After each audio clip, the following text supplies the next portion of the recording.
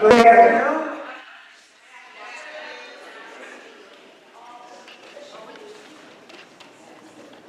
Let me begin by introducing myself. I'm president here at Capital Community College. And I have to share with you how pleased I am that we had this opportunity to come together as colleagues to talk about something that's been very special.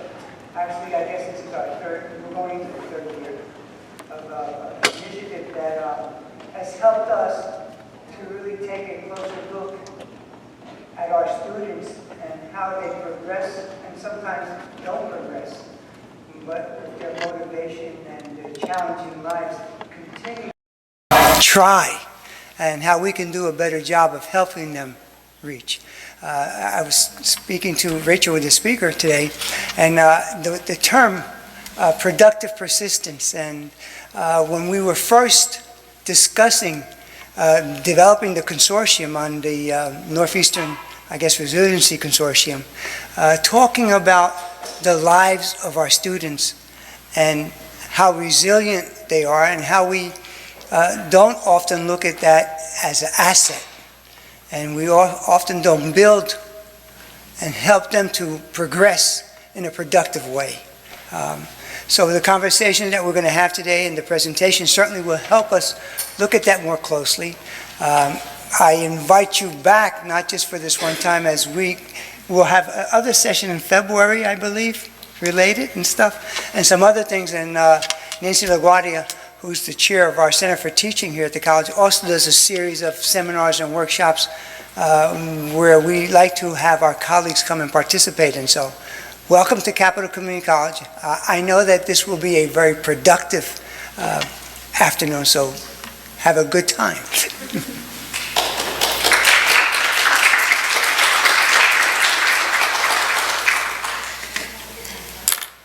Thank you, and welcome to Capital, all of you from other system colleges. I'm happy to see you here. My name is Anna Ketch. I'm the project director for the Northeast Resiliency Consortium at Capital. It's a large consortium of 7 colleges in the Northeast, and it's part of a TACT grant, which is sponsored by the Department of Labor. So our biggest initiative is to create more resilient students and therefore a more resilient workforce. So we're really happy to be able to present this workshop, as well as have the Center for Teaching partner with us. Nancy LaGuardia here is our Professor of Management and Marketing and Business Internships. And you can thank her for helping us with the food as well. I appreciate that, and the whole Center for Teaching committee. Wanted to do just some basic logistics. I think you've all helped yourself to food so far. The bathrooms you passed on the way here, so they're just out the hall and to the left. And you can see our brightly lit exits if you need to use them. We are filming upstairs, but it's just mainly the speaker portion. The workshop will not be filmed, so it's just getting the back of your heads pretty much. So, and that will be available on YouTube, and I can send that link out to you later on if you want to share that with your colleagues. So without further ado, I'm going to go ahead and introduce our speaker, Rachel Beatty. She is the Director of Productive Persistence at the Carnegie Foundation for the Advancement in Teaching, and she has her PhD from the University of Southern California in developmental psychology. Her dissertation was on learning differences, dyslexia, specific language impairments, and I'm going to stumble over this word she gave me, dyscalculia, which is processing mathematics, and I'm not sure I can process the word. But she did her postdoc at Ohio State in cognitive neuroscience also. So with that, Rachel, thank you.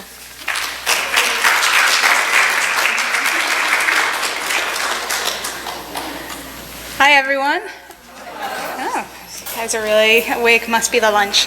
I'm so happy to be here and share the work that we're doing at the Carnegie Foundation on productive persistence. Now, many of you may have heard something around mindsets. You may have read some articles, just heard the term. Anyone read Carol Dweck's book called Mindset? Purpose, hear people not calling their children smart and things like this. But what we're seeing here is just an explosion of interest in this area, which is interesting to me as my background is in developmental psychology. So I've always really been interested in learning. And I was thinking about why this has really taken hold in the past year. or so. And I think a lot has to do with the narrative around this. So when we talk about growth mindset, when we talk about grit, many of us can picture people in our lives who have demonstrated that, or maybe times when we have demonstrated that grittiness or that desire to learn and grow as a person. And we're all thinking of different people right now. So I'm going to orient us to one person just for the sake of example, and that's Michael Jordan. I'm from Chicago, full disclosure. And I grew up watching Michael Jordan win back-to-back NBA championships, except for that year he took off for baseball, but we don't like to talk about that too much. But for me, who I loved playing basketball as a kid, Michael Jordan was the grittiest, best person out there on the court. He's just magic. I would just watch him and be transfixed. But it was also really intimidating as someone who's trying to be like Mike. I was trying to learn, because I didn't really know how he got there. I kind of thought like, oh, he's just naturally like this. This is just how he is. And for many of our students, they can see a gritty student, someone who's really pursuing their learning with zest, and feel like I can't be like that. They're just naturally like that. But luckily, Michael Jordan has actually shed some insight on how he got to be the way he is. Not just that he is gritty and persistent, but how he did. So I'll let him explain in his own words. I've missed more than 9,000 shots in my career. I've lost almost 300 games. 26 times I've been trusted to take the game-winning shot and missed. I've failed over and over and over again in my life. And that is why I succeed. And so this really goes into how you get that way. It's a process. So he makes mistakes and he learns from them. Those are opportunities to grow. And this is what the message we want for our students. And when we're teaching, to keep this in mind, is that the outcome is really not what we need to focus on. It's the process of helping our students be learners and doers. Okay, so I want to give you some background about why we started focusing on this in the first place. And that was because of community college developmental mathematics. For those of you not familiar with the problem, 60 to 70% of entering community college students need at least one developmental math class before enrolling in college credit courses. When you look at the success rate over 3 years for these students, for them to get college credit, 80% of these students never get it. So only 20% of these students pass after 3 years, which results in about 500,000 students in every cohort where math becomes a gatekeeper and not a gateway. So in 2009, the Carnegie Foundation partnered with a number of foundations, Lumina, Hewlett, Carnegie Corp, Kresge, to develop a transformative strategy around mathematics, because we know if we keep doing the same thing, we keep getting the same results. And I do want to give a shout out to Capital, because you guys are one of our colleges, and Andre over there in particular, who have really just spurred this effort forward and have really revamped how teaching is done. And when we look at the results from our Statway program, compared to the traditional sequence where after 1 year only 6% of students get college credit and 15% after 2 years get college credit, we have 51% of our students get college credit after just 1 year in Statway. So we're tripling the success rate in half the time. And we think one of the main factors why this program is succeeding is our deliberate focus on students' non-cognitives. So that not just a focus on changing the content and professional development for faculty, although those are very important, but we also focused on these mindsets and learning strategies needed to succeed. And when we first started looking into how we can address this, we encountered some stereotypes about college students in general, that they're lazy and that they give up and that they're not persistent. However, our data was telling a different story. When we looked at 1,000 students placed into elementary algebra, we saw that 50% started college over 3 years ago, 20% started college over 5 years ago, 8% started college over 10 years ago, and 2.5% started college 20 years ago or more. These students are incredibly persistent. just not productively so. So that's where the term came from, and productive persistent. We want students to work hard and work smart. We don't want them coming back year after year. We want them to go pursue their goals.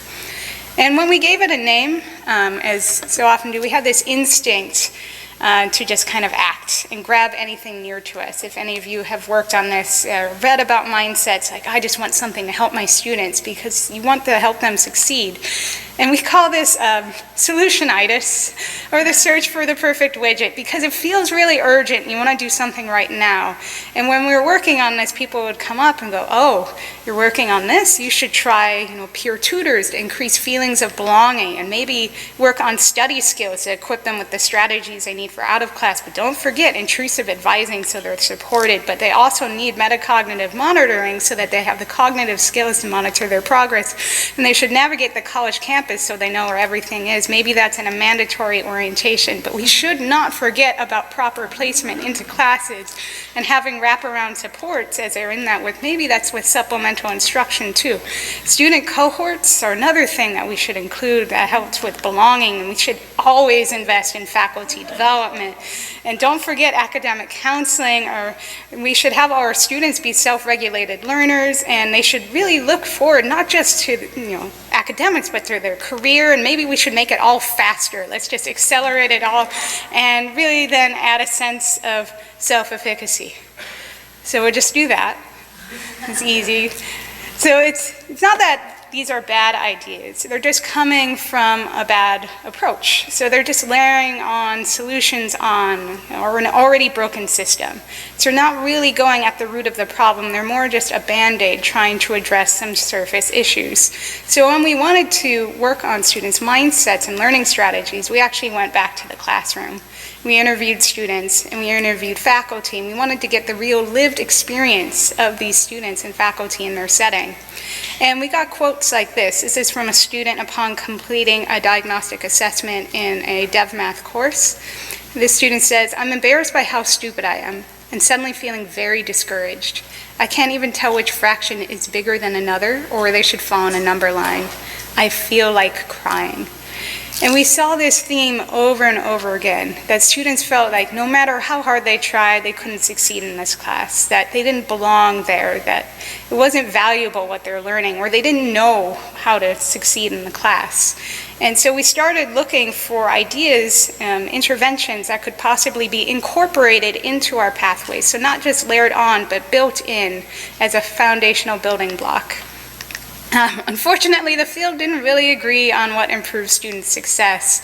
And when we looked at large-scale evaluations in randomized control trials, they found, this is MDRC, 90% of community college student success programs didn't really have long-term effects on credit attainment or GPA.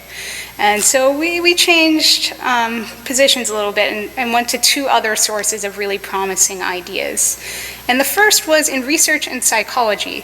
So what we were seeing in research and psychology were these brief and inexpensive interventions with large and enduring effects. For example, Carol Dweck did an 8-week workshop with middle school students that increased GPA for months afterwards. Jeremy Jameson at Hartford actually did a stress reappraisal activity. Stress reappraisal is where you learn that stress inherently isn't a bad thing. It's just how you think about stress that can be bad. And this improved performance on exams throughout the entire semester. So these activities, very short, were being very effective for course outcomes. However, if you're noticing the discrepancy there, this was mainly for K through 12 and then four-year colleges. Where were our community colleges? No one was focusing on them, except for our second source of ideas, which is community college faculty members. So community college faculty members in general are doing really effective things in their classrooms. They probably have great ideas that they're testing out on a day-to-day basis. However, they're siloed. And when we go to our classroom, we're often alone. We don't have as many communication avenues to talk to each other as we should. So these wonderful interventions just stay in one classroom instead of being spread more broadly. We're not able to learn from each other. And so in order to fix that, we actually made a network of both researchers, psychologists, and faculty members, so they can work from one another and learn from one another and really understand the problem that was going on in the class and determine how to act. And with this network, we are organized by 6 core principles. So I'm just going to read them real fast. That does guide our work. The first is that we're problem-focused and user-centered. So we always keep the students and faculty in the forefront of our mind. And then when we are trying to contextualize interventions, we want to think about the specific discipline that it's going to. So I'll talk a lot about developmental mathematics, but there is work being done to contextualize it for English, for science, social studies. We also attend to variability. So variability is the problem to solve. We want to understand what works for whom and under what conditions. Teaching is a very variable practice. We want to be able to help all of our students succeed. The next thing we want to do is we want to see the system. We don't teach in a vacuum. A lot of our other factors influence our class, or even other classes influence the current class that we're teaching. So we do want to attend to all of those variables as well. Next, we embrace measurement. We have a motto at the foundation is that you cannot improve what you cannot measure.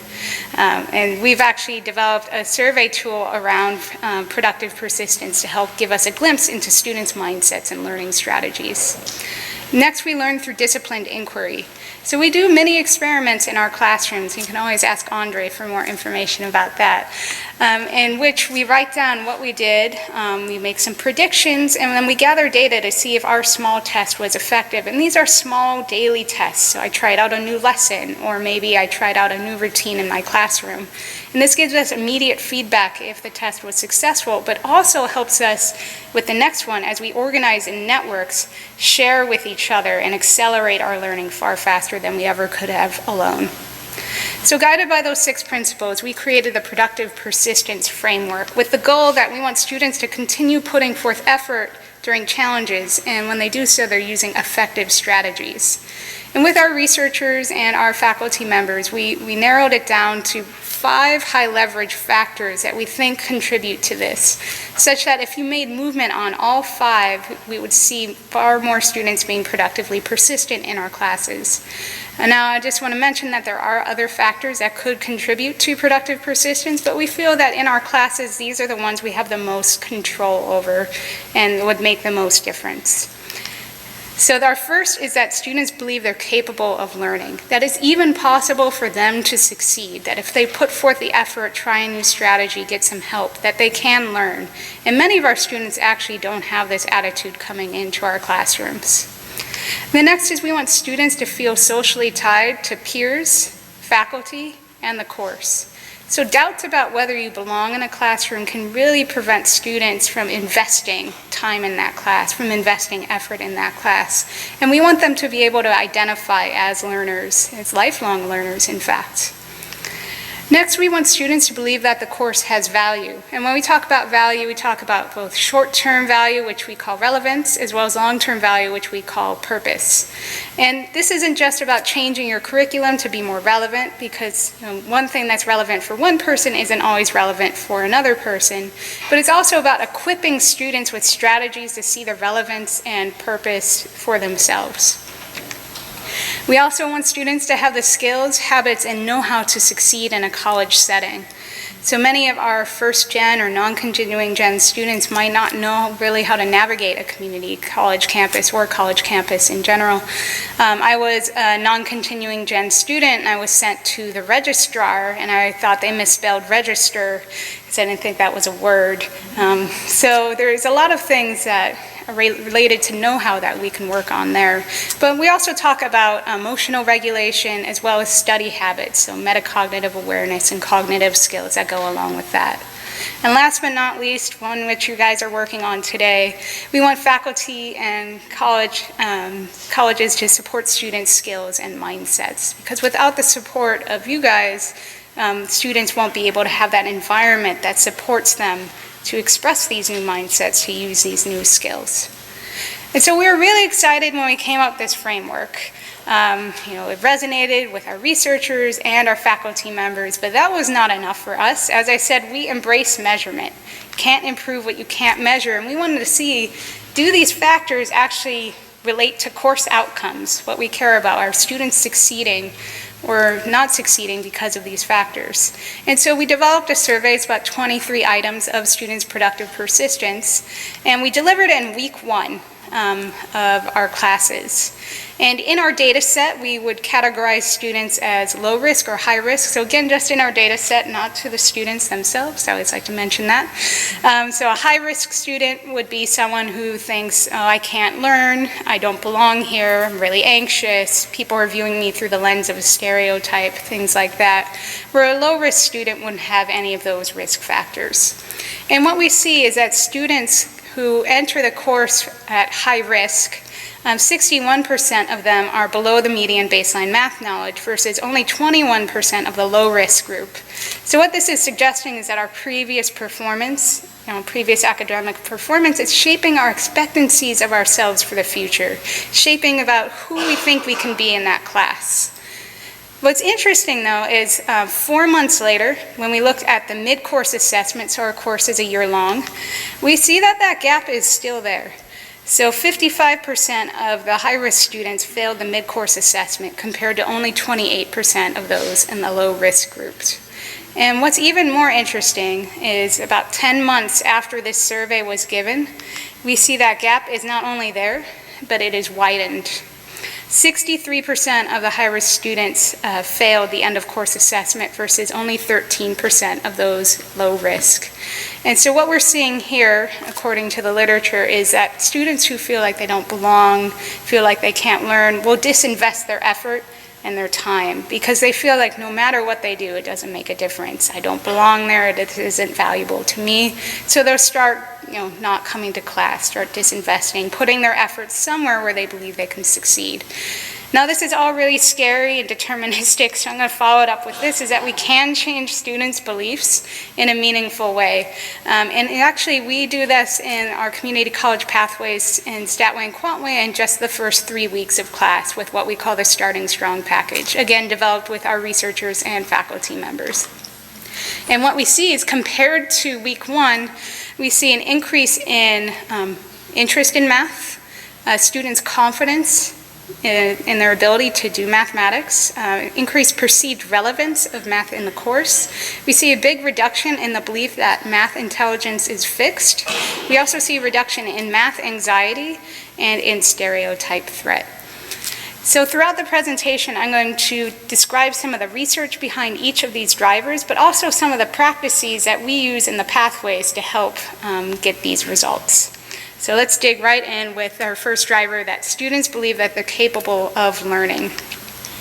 So on the first day of class, we ask our students this question. Being a math person or not is something about you that you really can't change. Some people are good at math and other people aren't. If you agree with that statement, you're what we call in a fixed mindset. That believes, that no matter how hard you try, you can't change your intelligence. It's set from birth. And when we looked at our results, we saw that 68% of our students in developmental mathematics agreed with this statement, that no matter what they did, you can't change whether you're a math person or not. And so our faculty identified this as a big problem and something that we focus a lot on. But just to make sure we're all on the same page, I do want to go into a little more of the definitions. So a fixed mindset is this belief that intelligence can't be changed, or it's fixed. And it's something that you're in. It's not something that you have all your life, a fixed mindset, but it's a state that you're in. And so I do want to mention that because you can shift it. For those in a fixed mindset, they believe that they have to try hard. It's evidence that they're not smart. And it goes back to this stereotype about being smart. So smart is about being effortless, natural, easy, fast. So you might have said, or you might have had someone say this to you, like, oh, you got that so quickly, you must be so smart. It just goes hand in hand, smartness and fastness. So when students actually have to put in effort, they feel that they're not very smart. And so there's no point in trying if you're not a natural at something, because you can't change your intelligence. For someone in a fixed mindset who does well but believes that they're dumb, they might attribute it to a different factor like luck. One of my students in my statistics class once got a B on an exam, and she said, well, I just got lucky. And I said that was statistically unlikely that she just got lucky. But that didn't really change her mind. So when even given evidence that they have succeeded, that they have learned, they might reject it in favor of this view they have of themselves. And as the immortal philosopher Homer says, I think Bart and Lisa are feeling a little upset right now. Isn't there something you'd like to say? There sure is. Kids, you tried your best, and you failed miserably. The lesson is, never try. So for those of us in a fixed mindset, that's what we get when something doesn't work. That's a sign that we can't cut it, that we can't make it, that we can't ever learn it. And so what we want to do is have students shift more towards being in a growth mindset. That's a belief that intelligence is malleable, that it can be changed. So trying harder makes you smarter, and if you have a learning obstacle, you can overcome it through a combination of effort, good strategies, and seeking help when needed. And I really want to emphasize that it's not just about effort, it's not just about the quantity of time, but it's also the quality of time. So it's not just about putting more effort at something, keep trying a strategy that doesn't work, but if it's not working, you can ask for help or switch up to a different strategy. And just to compare the two side by side, the goals of someone in a fixed mindset is to look smart. And so that's to get it right away without any effort. So they don't really value the process of learning, whereas someone in a growth mindset, their goal is to learn. And that process of learning is something that they really value and try to do every day. And in response to challenge, someone in a fixed mindset will give up. And these can even be our well-achieving students. So students who haven't faced a challenge before but are now facing a challenge in this. It's especially true because maybe before they were being praised for getting it so quickly, for just being so smart at this, and now suddenly they face this roadblock. And that's telling them, oh, I shouldn't do this because I'm not getting that praise anymore. So we just need to be sensitive that even our high-achieving students might encounter this roadblock as well. And when we ultimately look at grades and success, we see that students in a growth mindset ultimately do fare better in terms of grades. So how do we shift students from a fixed mindset to a growth mindset? One thing we like to do is actually teach them about the brain. Not this brain, this is actually my brain. If you see the resemblance, it's a younger photo, so I understand.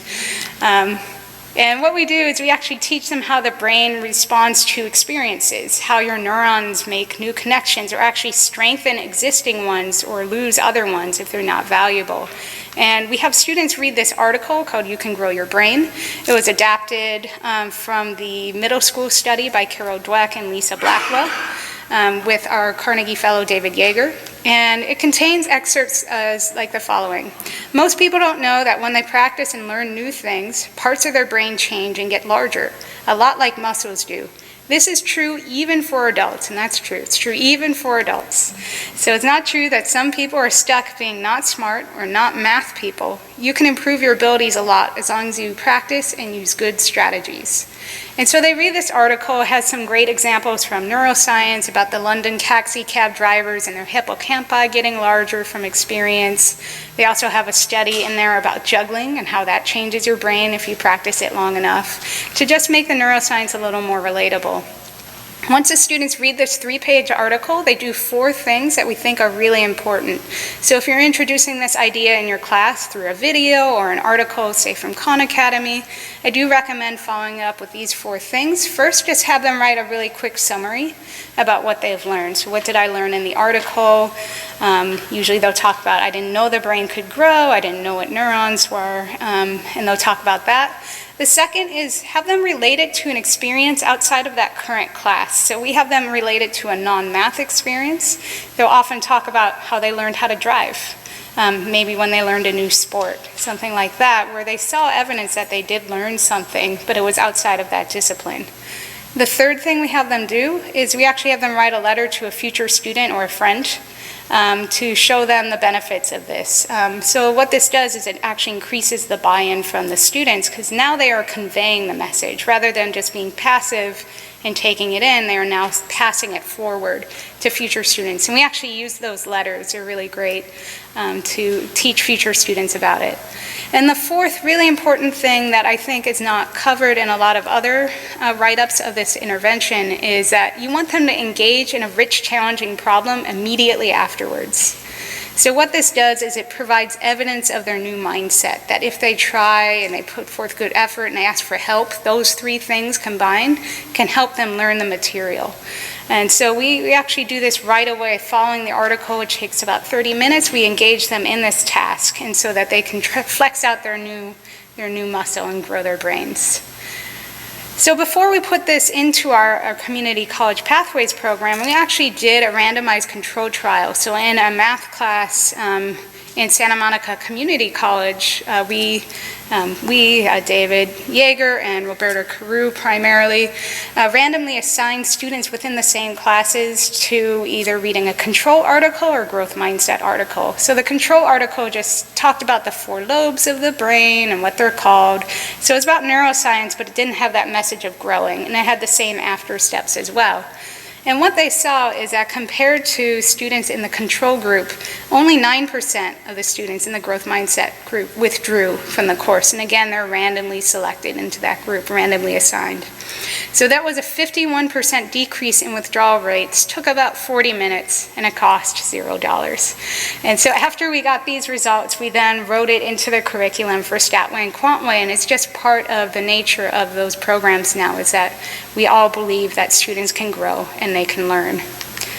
And now UT Austin is actually doing a full-scale intervention. Again, this is led by David Yeager. All incoming students experience the growth mindset intervention. They're really focusing on students who are at risk for non-completion of full-time enrollment in the first semester. They identified these students in their data set as African American, Latino, or first-gen white or Asian students. And they actually put this on their orientation website. So I'll show you what it looks like. You know, you do your vaccine requirement, you get that done, then you do the mindset article, and then you sign the honor code. It just seems like it's there and it's just official, and every student goes through this. So when they looked at the rates for students maintaining full-time enrollment in the first semester, continuing Gen White or Asian students maintained around 89% throughout.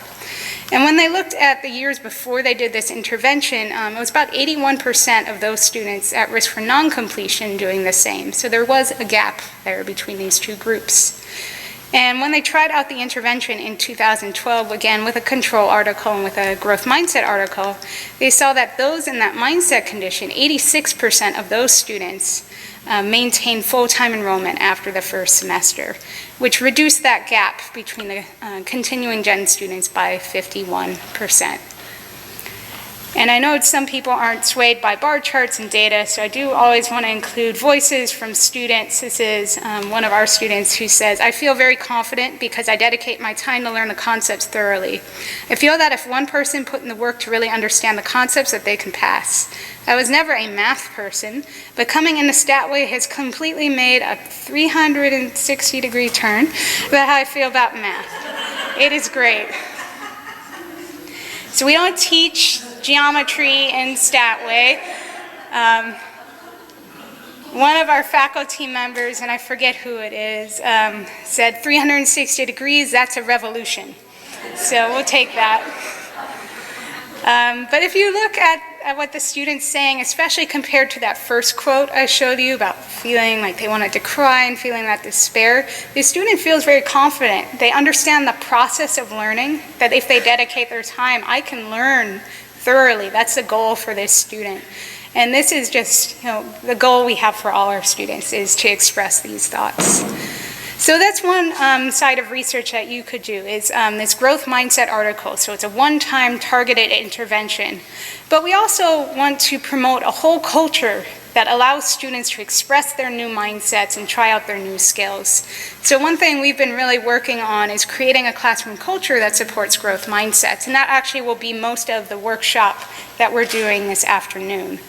But just to give you a little history, when we started the work, David Yeager started this work with the Carnegie Foundation, we started looking at kind of easy ways to get into classrooms. What are some easy things that we could do? And one thing he started looking at were classroom posters. So maybe if we put up some messages about growth mindset in classrooms, it will be really effective. And so we started looking to see what was out there, what already existed. And I found this one, which says, "Just keep trying, it's all you can do," which is really depressing. and not true, because you can do other things besides just keep trying and spinning your wheels. You can ask for help, or you can try something different. So that one didn't seem appropriate. David found this one. Only positive attitudes allowed beyond this point. So if you're having a bad day, you can't go to class. You got to go to the office or sit outside. If you're in class, you have to always be positive and always happy, even when learning is frustrating or challenging. Just always have a smile on your face. Okay, so that one didn't work either. And this is my new favorite one that I found. Hang in there. That is a really bad strategy. That will not help that cat. Cat would probably be better asking for help than just hanging in there on that rope. Anyway, the point is we were seeing that maybe classroom posters weren't the right way to go, but the idea of messaging and using language did seem really promising. And so what we focused on were creating these everyday phrases that emphasize the process of learning. So creating this mindset in students that they could control the learning process. So that was the most relevant thing we wanted them to see. That where they started didn't really matter, but what they could do when they got to class, how they could control their learning, that was the important thing. And again, we talk about sustained effort, good strategies, and seeking help when needed. And PERTS and Khan Academy have actually been testing out this idea for a while. So this is a fraction module. And they were testing this out in their study with, I think they have like 2 million students in this study now. This is data from 250,000 students. And what they would do is they'd have a fractions problem, but there's a phrase before they get to the problem. And it would just have a simple message. It would either have a placebo, if at first you don't succeed, try again, or something that was more along with the growth mindset. So when you learn a new kind of math problem, you grow your math brain. And this is the only thing they changed, again, randomly assigned into these conditions, and they saw that those students who got the growth mindset message beforehand had a 4 to 5% increase in their learning rates. So these are really powerful carriers of that message. Our language does have a big effect on our students. And so we started looking into everyday examples, and again, this was developed with our Community College Pathways faculty and David Yeager.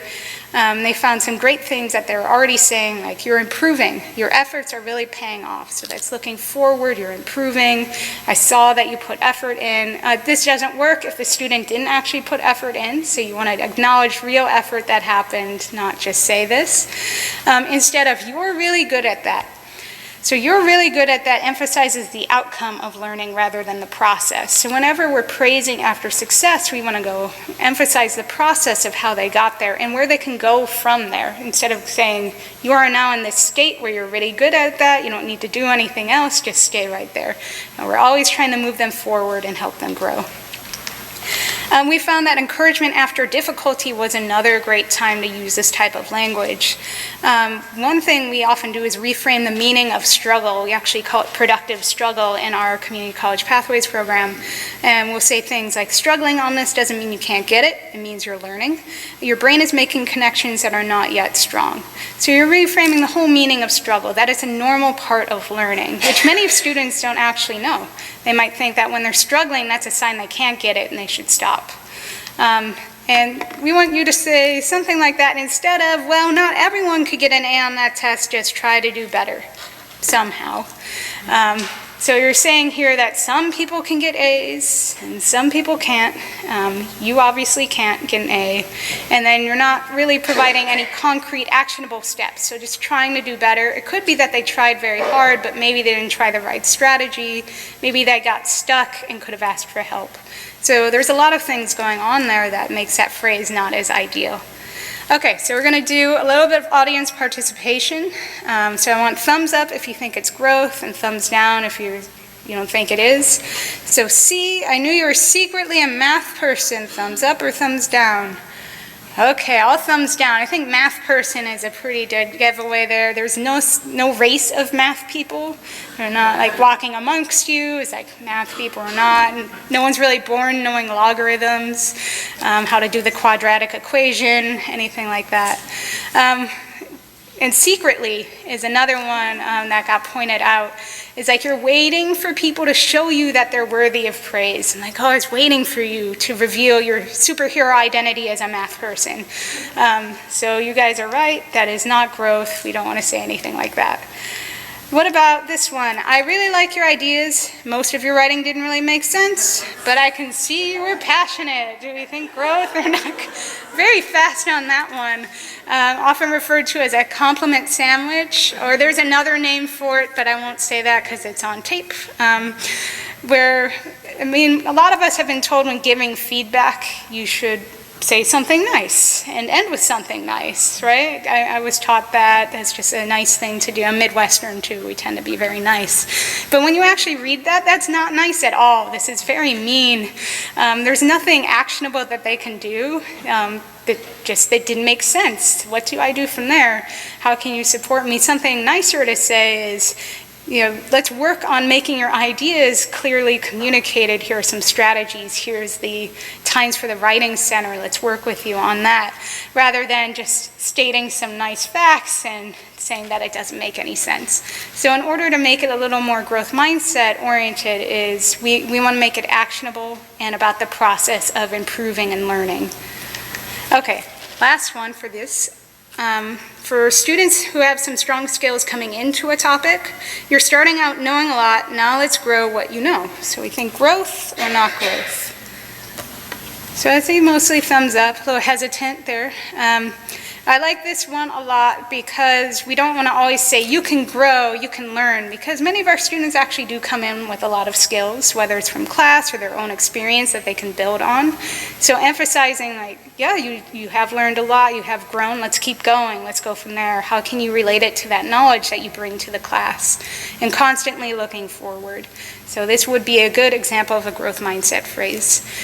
And you guys are going to have to wait for another hour, and then we'll really get into creating some phrases and language that promote a growth mindset. So that's just a little teaser for our next section. So those were some practices that I recommend for encouraging students to believe that they can be learners and doers. So both the growth mindset article as well as creating this classroom culture via our language, our everyday language. One thing I didn't mention here, only because it's so discipline specific, is creating learning opportunities for your students to actually express these mindsets. So not just having a right or wrong approach or right or wrong answer all the time, but allowing them to struggle with the material, try many strategies, make mistakes and learn from them. And that is always very discipline specific. So as you reflect on your classroom, you can think about how can I make my learning opportunities better so that my students can express these mindsets and try out these new skills. Okay, moving right along, our second driver of productive persistence relates to feelings of belonging. So we want students to feel socially connected to their fellow students, to the college, to the course, and to us as instructors. And one thing we see is really detrimental to student success is this concept called belonging uncertainty.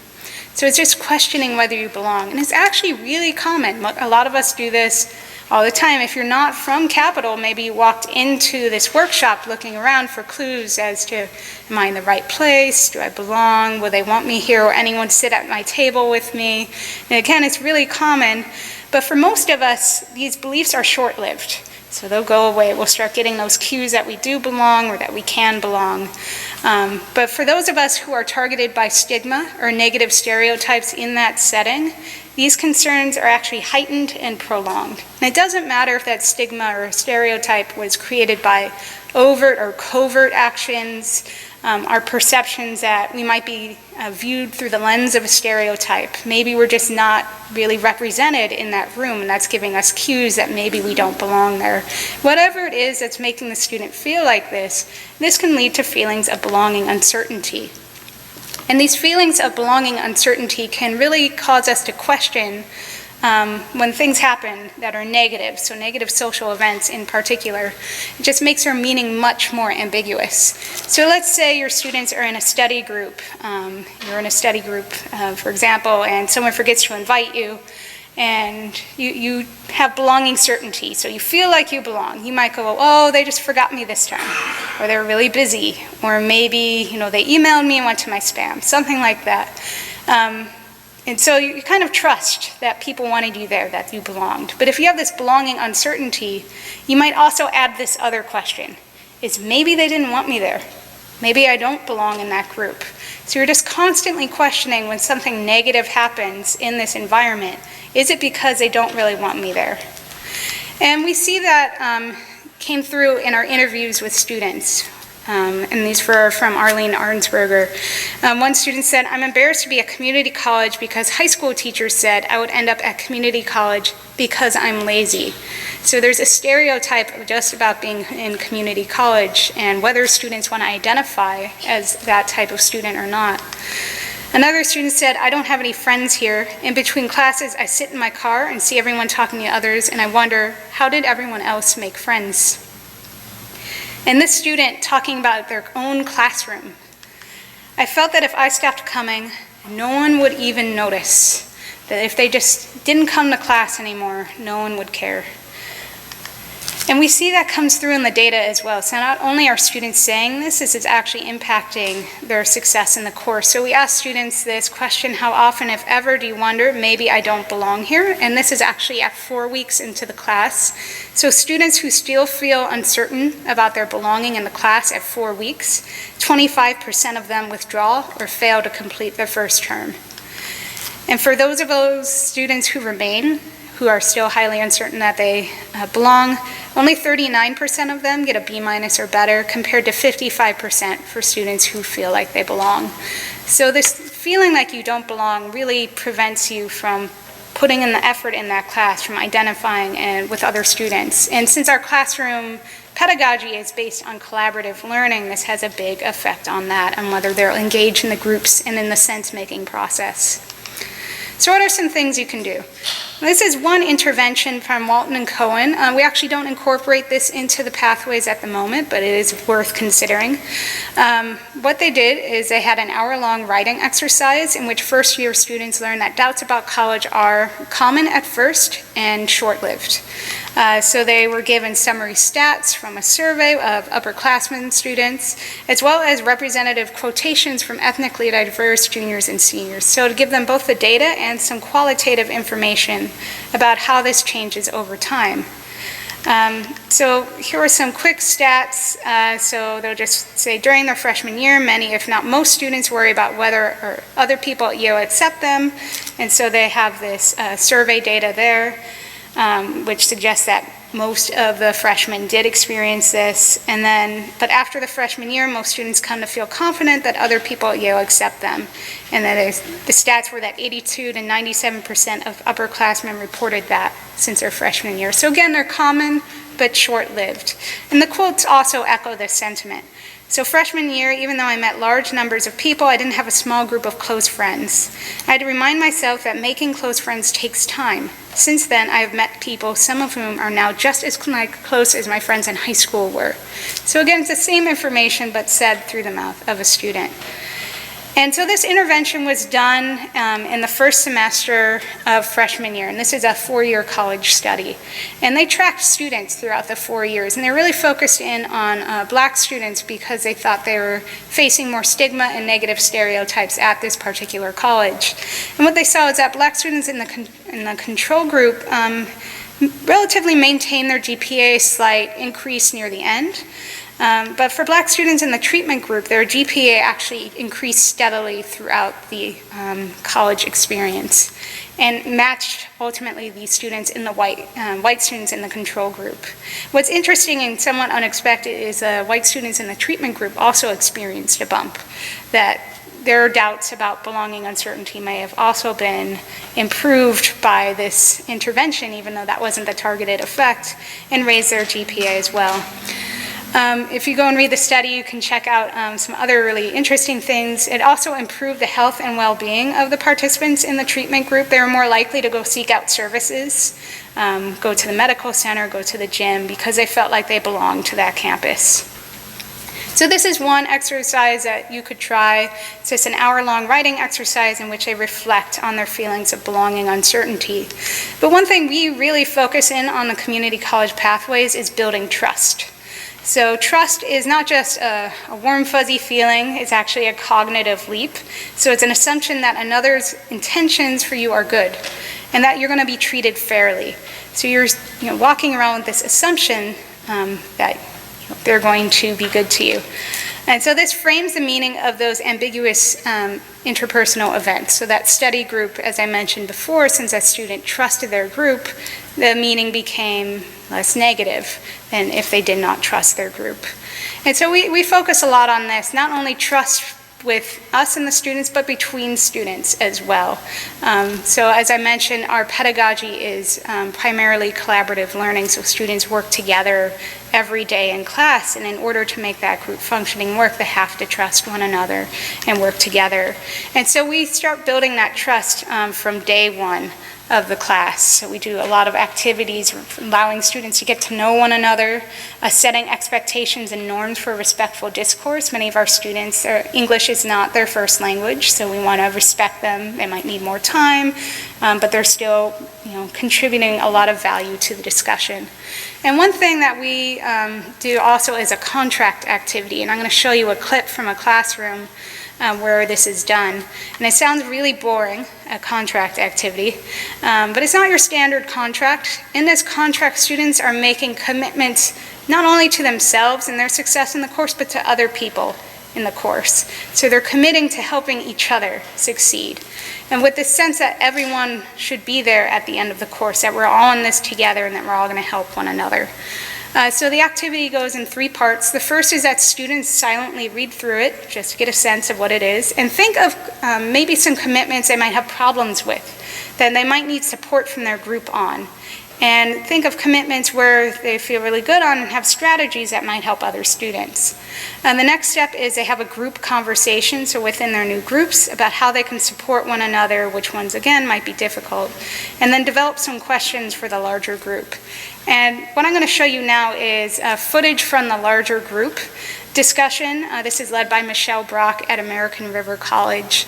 And in it, you can't really hear the students, unfortunately, so I'm just going to focus in on what Michelle says. There was a problem with the mics.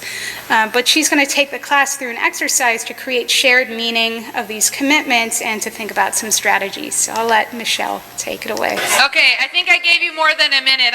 You might find out over the course of the semester and the year that sometimes I lose track of time a little bit. I hear the conversations, but what I did hear was our voices kind of got like popcorn. You want to make microwave popcorn? You know what it is? You have to listen for that perfect moment, because if you let it go too long, it burns. Okay, we're starting to burn there a little bit. All right. So I pulled up the contract just so you can see the things that you had signed off to yesterday. I commit to successfully completing the Statway with the members of my cohort. What does that mean? Yeah, we're here. We are here together. We're going to see you all in December, and I'm going to see you back in January. Okay, every single one of you. Okay, I want you to know that as I stand up in front of the class, the one thing that I do, people always tell me we're going to lose a certain percentage. And my heart breaks just a little bit every time I hear that. But I can never look out at a class and say, I'm willing to sacrifice you and you. I want to make sure that everybody gets through.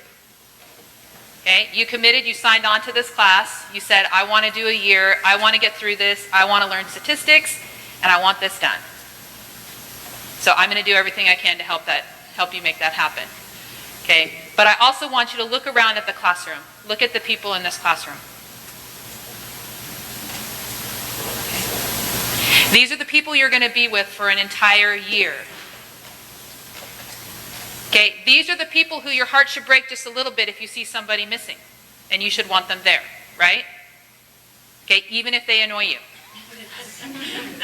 Okay?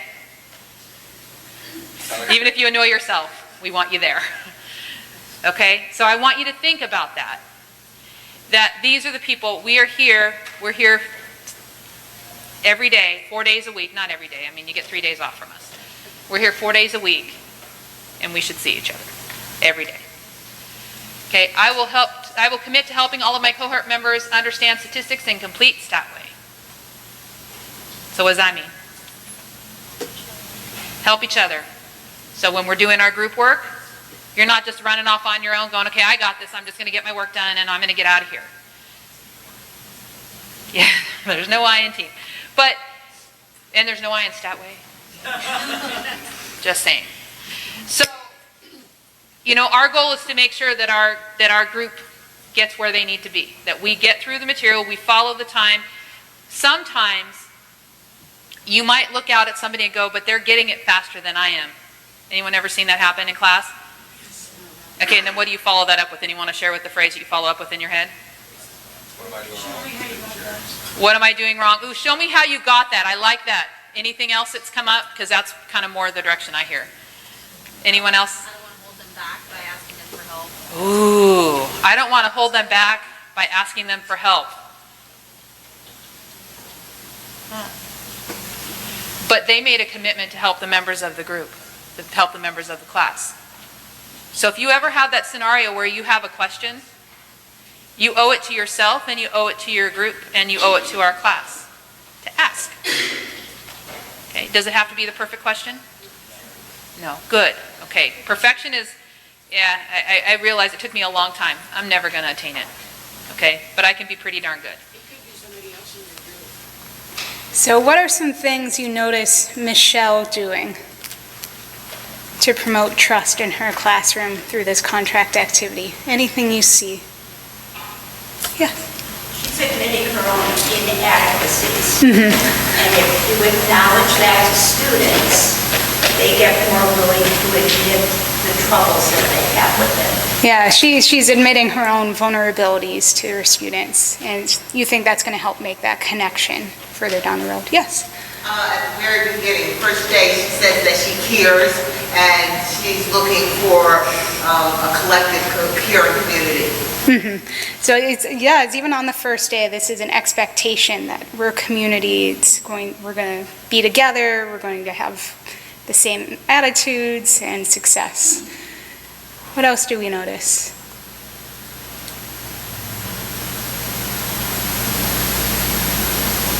You want them to know that if they don't come back, they'll be missed. Yeah, so that goes back to that one student who said, I felt if I stopped coming, no one would even notice. So she wants to counteract that feeling already, that if you're not there, not only will she know, but everyone in the class will be concerned too, and they'll want them there. So she's doing a lot of different things, and they're really setting up those norms to encourage that community to form and help students feel like they belong. And so that's one thing you can do on day one. Another really high leverage time to promote trust, to quell those feelings of belonging uncertainty, is when giving critical feedback. And so we've been working to develop what we call wise feedback. So this was from Cohen, Steele, and Ross. They describe wise feedback as a combination of high standards and assurance. So we have high standards in this class, but I know you can meet them. So you need this 1-2 combination. And just to put you in your classroom for a minute, because I know you're at a workshop, had some food, so let's get back to the classroom. So you have just finished writing feedback on this essay. Look how beautiful it is. You spend so much time doing this. This takes time to actually write full, complete sentences, circle things, and you know that your student is going to love it. They're going to appreciate all that effort you put at them, all that time, and they're going to know that you intend for them to improve, right? But actually, this is, again, for David Yeager, describes it more like this. Getting that red ink. And so, yeah, we do want to have those, like the encouragement, the feedback to give more detail, but what they've been experimenting with in David's lab is wise feedback. So I'm giving you these comments because I have high standards and I know that you can meet them. So it's just a handwritten post-it note added to this essay. And it just describes the meaning of the feedback. So it's not actually changing the feedback at all. The feedback is still there, but you're adding a message to reframe it. And they actually tried a placebo, which talks about the meaning of feedback, but doesn't really help. So I'm giving you these comments so you can have feedback on your essay. So that is also the purpose of feedback, but it doesn't have that high standards and social assurance. And so they've done this study in middle schoolers, and now it's being replicated nationwide with high school students as part of the Mindset Scholars Network. But what they saw is that white students in the criticism plus placebo group, so kind of the normal group, 62% of the white students revised their essay and resubmitted it, versus only 17% of the African American students in this setting. When they looked at the criticism plus wise feedback group, so again, high standards and assurance, both groups were helped, but especially the African American students, where 72% of them were revising and resubmitting their essay. So understanding the purpose of feedback can help build that trust, so that you know, or they know, that you have good intentions for them and that you want them to succeed, and you know they can do it. Okay. Moving on to our third driver, we want students to believe that the material they're learning has value. And when we talk about value, we talk about both short-term value, relevance, as well as long-term value called purpose. So how many people have ever heard a student say, when am I ever going to use this? Have any hands? Only a couple? Oh. So very relevant. How many people have said that to somebody? I always get fewer hands. That's me. Sorry, Mrs. Rowan, my geometry teacher. I promise I use it all the time. But it's actually a really important question for students to be able to answer. So I know it can seem, a little frustrating at times to get that question, but they're actually trying to answer it for a reason. So understanding why you're participating in class, why you're learning material, actually helps motivate you to learn it. So if I know how it's going to relate to my interests, when I'm going to use it, I'll be more motivated and engaged in learning it. One way we do this is we've actually changed the mathematics in our program, not just to focus on formulas, but to also focus on real life situations. So the context really does matter there. So they're not just plugging and chugging into formulas, they're actually working things out about real life situations. One of my favorite is a student was learning about compound interest in their class as part of one of our lessons, and they just stopped the whole discussion and said, wait, you're telling me if I put money into this account, I'll have more money later? He's like, yes. So it just completely blew his mind, compound interest. And so it was very applied. He was very engaged in that lesson. He wanted to see if that was actually true or if we're just making it up. So the context does have a lot of power in helping students see the value of the material, but we also work on equipping students with the strategies to see the value when it's maybe not so apparent. So maybe for some students, compound interest wasn't their thing, but we want them to still find value in this. And so we partnered now with Chris Holloman at the University of Virginia to work on a reflective exercise that happens about a couple months into the class. He's working with Valencia College and LaGuardia Community College right now. And students think about what they have learned and just when they're going to use it in their daily lives. So they just reflect on this. And you want to do this when they're a couple months into the class, because when they start, they don't really know what they're getting into yet. But when they're a couple months in, they know what they have learned, and they can think about that as well as their interest. And you'll notice on here there's actually a quote from a student as well as this fun clip art. You don't have to include clip art. You can if you want. And we're still testing this right now, but it is based on a study that Chris Holloman conducted. I think this was middle schoolers again. And they found that for those students with low expectations of their own success, so they thought they couldn't succeed, more similar to a fixed mindset, thinking and writing about the relevance of the material they're learning in class boosted both their interest and their grades. And this was particularly for students who had those low expectations of themselves. So this idea holds a lot of promise. And you can adapt this for your classroom in a lot of ways. You could have a writing exercise, as we're trying to do, but you could also just have group discussions about when they'll use this, or have them bring in things related to the topic at hand. So there's a lot of different ways to show the relevance of the material and have students see that for themselves. One other side of value is a longer-term side, and I can't talk about purpose without talking about Viktor Frankl. So for those of you who know Viktor Frankl, I saw some reactions. You're very familiar with his work. For those of you who aren't, I'll just catch you up really fast. Viktor Frankl was a psychologist who was sent to Auschwitz, and he wrote a book called Man's Search for Meaning, which I would actually not be offended at all if you stopped paying attention to me, went on Amazon and ordered the book, because it is that good. It's very short. I'm all serious if you went and ordered his book. But he talks about man's search for meaning and kind of his experiences there, as well as his philosophy in general, and has some really great quotes about purpose, including, "He who knows the why for his existence will be able to bear almost any how." See, if you know the longer term purpose, you can persist in your endeavors. And that's something we're experimenting with in learning right now. So a number of references down there that you can check out. But when we talk about a purpose for learning, we're talking about something that conveys long-term benefit to you, to the self, but also contributes to the world beyond the self. So what we call self-oriented and self-transcendent. So I'm going to give you some examples of phrases that people have used in studies. So the top row is a short term, so that again, that's relevance. Self-oriented relevance statement would be something like, it can help you understand sports or TV or something that you're interested in. So it's an immediate interest for yourself. A self-transcendent reason in the short term would be, you can use it when you tutor young kids after school or when you help your family. So there's something in the immediate short term. What the studies I'm going to focus on in the next few slides did is they focus on the bottom row, which is purpose. So a self-oriented purpose statement would be something like, I think you have the potential to get an interesting and enjoyable job one day. And a self-transcendent statement would be along the lines of, I believe that you have the potential to help people and make the world a better place one day. And you can combine these, which makes it much more effective, is that, I believe that you can have an enjoyable and interesting job that helps people someday. And we're going to build the skills in this class that you need to do that. So a message like that conveys both longer-term purpose and kind of the purpose of the exercise in the class.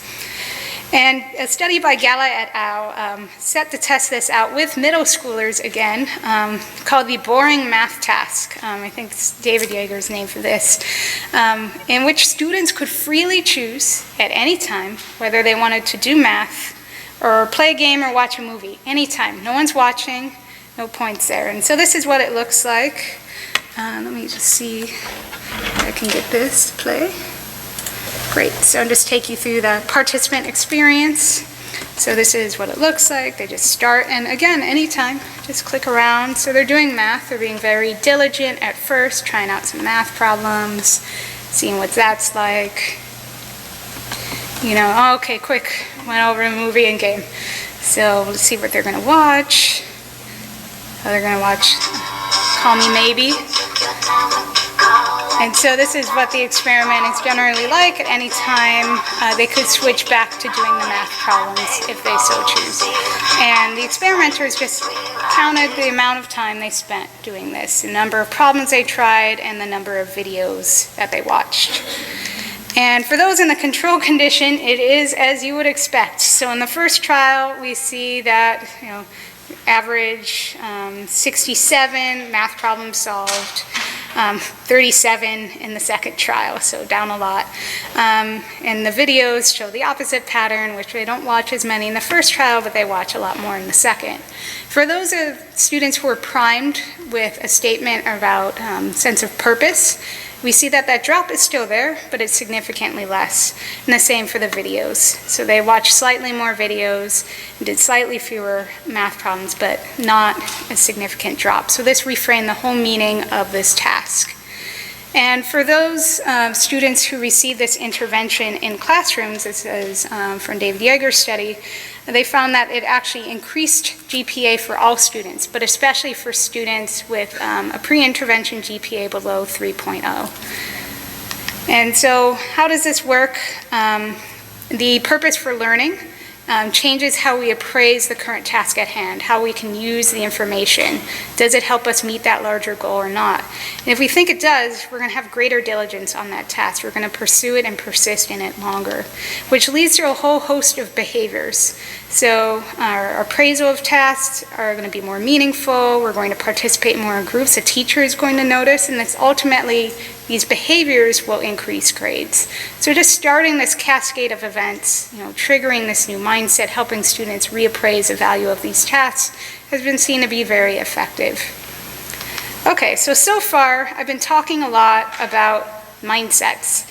And you might have the impression that it works something like this, where if I have good social and academic mindsets, I'll automatically do well. I just have to think positive and think well, gold stars, participation trophies, musical chairs with an extra chair kind of thing. But that's actually not the case. So it's not just about having these adaptive mindsets. What these adaptive mindsets do is allow us to participate in those everyday behaviors that make a difference. Coming to class, trying out new homework, trying out challenging problems, asking questions, working with our groups.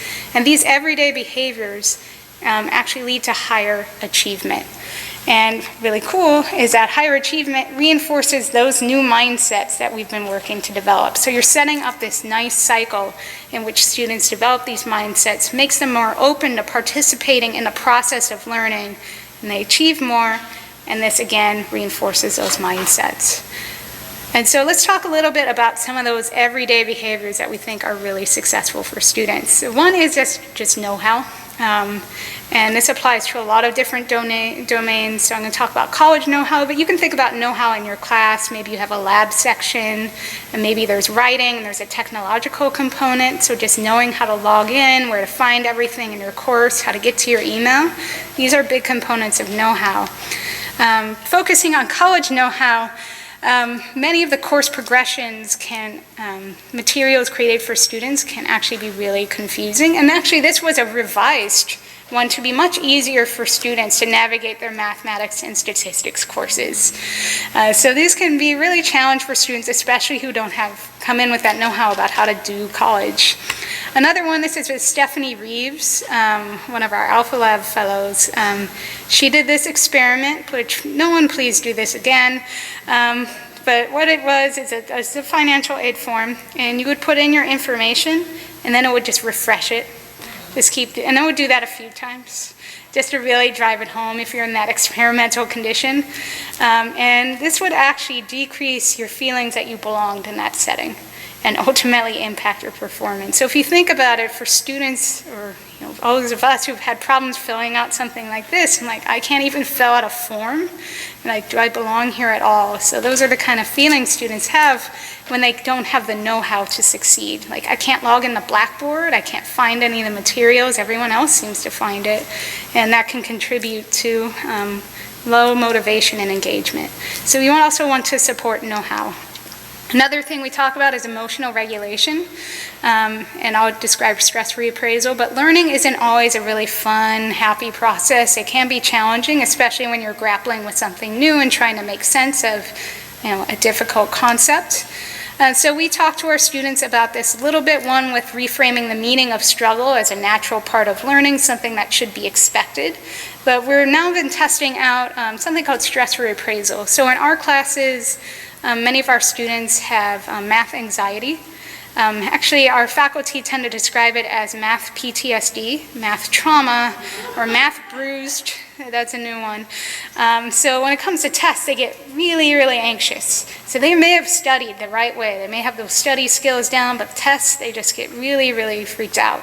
And so with Jeremy Jameson, another of our Alpha Lab fellows, we developed this stress reappraisal activity in which students learn about the physiological correlates of stress, such that your heart beats faster so your brain can have more oxygen. So your body is releasing chemicals like adrenaline to think more quickly and solve problems better. And what this is showing is that when your body is reacting to things, it kind of just reacts in the same way. So whether you want to approach something or run away from something, fight or flight, it's going to do the same thing, but it's just how you think about it and how you use that energy that's very different. So many of the students who have actually participated in this activity write things like, I didn't know stress was good, or it's like, they've been lying to me on TV, they say stress kills me. And actually many of our faculty have found it really interesting as well, that stress isn't inherently a bad thing. It's just how you think about stress. And when we did a randomized control trial with Aaron Altos in Cuyahoga Community College, we saw for his class, this actually increased performance on exams for those in the experimental condition. So this activity is actually done the day of the exam. Or on a review day, which we're currently testing out. So it doesn't help students study better. It doesn't teach them math. All it does is helps quiet that anxiety and worries. So when you're anxious, you're very anxious, you start negatively self-talking to yourself. I can't do this. I don't remember this. I'm going to fail. And if we can quiet that voice, you can actually concentrate more on the words on the page. So that's why we think this is so effective. And again, it's a very short activity. There's a lot of YouTube videos, TED Talks about stress and how it's not inherently bad, so I recommend checking those out.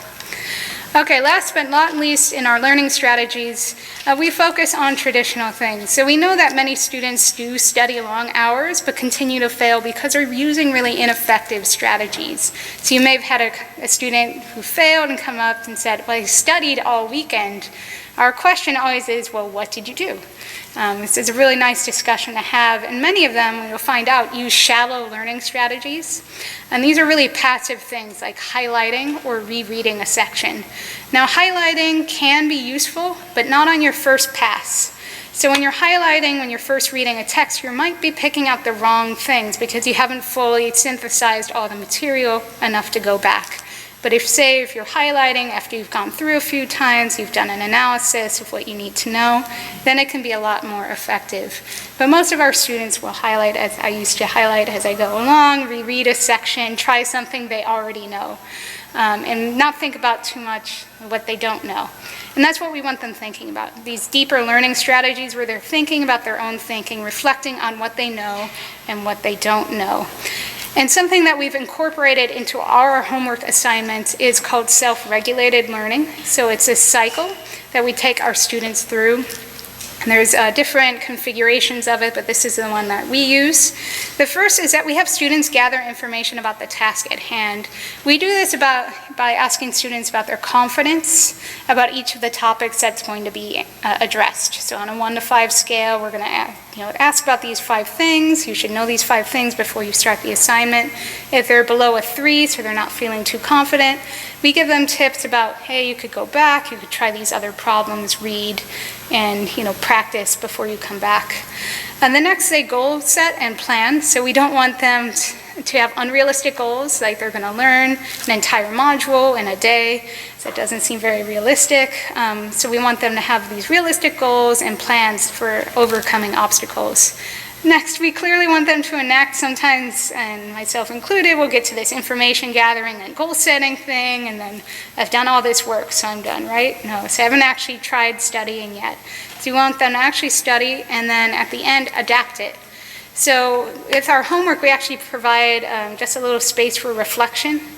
Afterwards, they can reflect on the strategy that they used, how they would change it for next time, any questions that they still have, something they're curious about, and the instructor gets access to that. And we've been measuring student study strategies online recently in a partnership with SRI. Our homework is in an online learning management system. So this actually gives us real-time click data. I think we have 6 million rows of data from all the interactions students have with the platform. So thank you, Andy Crum from SRI, for analyzing all of that. And what we found from our students' interactions with the platform were 2 really ineffective study strategies that I want you all to watch out for. The first is the bare minimum self-testing study strategy. So you might be familiar with this one, where I just do the required things and that is it. That is all I will ever do. Even if there's practice reading, extra reading, challenge problems, I will only do the required reading if I'm using this strategy. For students using a different strategy, they'll actually reread the text, study in addition to self-testing, so they'll do some practice quizzes and things like that. What's interesting here is that even controlling for entering math knowledge, which is a really strong predictor of success, so we controlled for that, the percentage of these I only do the required stuff sessions predicted end of a course grade, such that if you had a higher percentage of those sessions, your grade was significantly lower. So, telling students this can help them see that they can control the process of their learning, that if you go on and you try the practice tests, you do more than just required, you can do well in this class. The same with the give up after failure study strategy. That was also a really bad study strategy.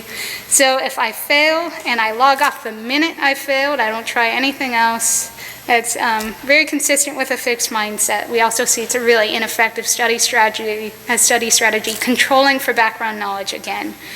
So again, if you have a high percentage of those sessions, we see that you're more likely to have a lower course grade. And one thing in our homework is we actually allow students to keep trying and again and again. Our homework isn't weighted too much, so the fact that they can try again, those who try again, that's not the reason why their grade is higher. The reason why is that their test grades are higher and their assessment scores are higher. So as you're thinking about learning strategies in your class, these are a couple things to watch out for. And the message here again isn't like, oh, if you're doing these, you're doomed, but you can actually change it up. You can try something new, and even where you started from isn't like, preventing you from trying these other new strategies here. Okay, so focusing in on faculty and colleges, how we support student skills and mindsets. I just want to take you through a little bit of our approach before I end. So one thing we do is we actually have our materials and interventions all bundled together in an accessible way. We have videos of classrooms where faculty are trying out these ideas. We have 7 people we've taped. I'm going to tape Andre next. And seeing these practices and actions really give our faculty a better sense. So there's going to be a lot of boxes to the right here, so I don't want to do that yet. But we divided our practices into the following 2 types of ideas. One is starting strong. So what you can do in the first 4 months of class, and this is really focused in on establishing classroom norms and expectations, shifting students' beliefs about themselves, as well as shifting our own beliefs about students and what they can learn. And so there's a lot of very small text there that I'm not going to go through, but I'll make sure the slides are available. Next is reinforcing classroom norms and expectations, sustaining students' beliefs about themselves, and then supporting them, the motivational and cognitive supports. And we call that set staying strong. So you've established all these norms and shifted their mindsets at the beginning, but what we were seeing is actually a dip as students went throughout the course. So we started focusing more on how do we help students stay strong. So they're starting really strong, how do we help them stay there? And we've since have been testing some other ideas around that. And again, please don't try and read this small text. Another thing we do to help faculty see their classrooms is we actually give them reports back about how everything is going based on our productive persistence survey. We do this at week 1 and week 4, and you can see the change in students' beliefs over time. This is done anonymously on a classroom aggregate level because we're always focused on the whole classroom. We don't want to target students or label them as being at risk on any of these things. But you can see here this might guide your action. If you look at stereotype threat, it's a top middle. You see, oh look, many more green students there. Maybe next term I'll remember what I did this time to help promote that and keep that as evidence. But if you look at the fixed mindset, it's kind of staying the same. You haven't really nudged it too much. And actually, if you click on the blue circle next to the name, it links you to videos as well as extra activities you can try that were tested and shown to be effective by other faculty members. So it provides that just-in-time support and that glimpse into your classroom that you don't usually see. And then we have a lot of workshops, a lot of online materials, and when we want to improve something, it's always led by the faculty. And so these were our faculty who started the Staying Strong movement, working together to help sustain students' engagement and motivation. And the great thing is now that participation has doubled. So we have about 20 people signed up for this semester instead of these 10, and they're still leaders in this initiative. And we also continue to partner researchers with faculty members, although this is something we're doing not as frequently now.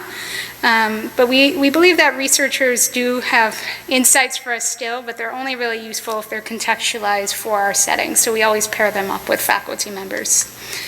And last but not least, we take insights from our larger community. This is the Student Agency Improvement Community.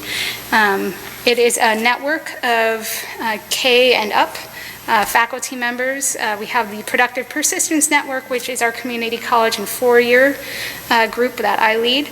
But we also have partners in New York City, Department of Ed, schools at Lead in Delaware, Harrisonburg City Public Schools in Virginia, High Tech High in San Diego, and Summit Public Schools in San Jose. And we're able to get insights from these classrooms as well, see who's really having success in promoting students' mindsets and learning strategies, and take them up to the college level. Many of these networks are working high school students, which are not that all dissimilar from the students we get in our classes. And we know by working together, we're going to make far more of an impact than we ever could alone. And I hope that after this workshop, you look around and you're able to connect with the people around you and learn from one another. So thank you so much. And if you have any questions, you can always email me. So thank you again.